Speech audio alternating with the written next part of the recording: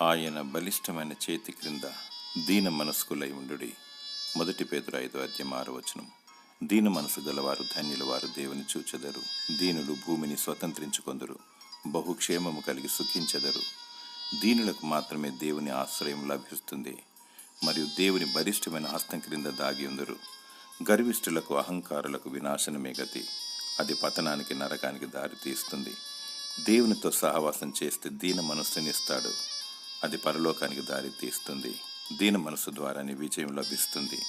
దేవునికి లోబడాలి, అపవాదిని ఎదిరించాలి. అంతం వరకు సహించువాడే రక్షింపబడును. ఆత్మతో సత్యముతో ప్రభువైన యేసుక్రీస్తును ఆరాధించువారు అనేకమైన అద్భుతాలను సవిచూస్తారు. నిత్యము దేవుని యొక్క సన్నిధిని అనుభవిస్తూ ఉంటారు. దేవుడు తన మహిమార్థమై నిన్ను హెచ్చించి దీవించునుగాక. ఆమేన్.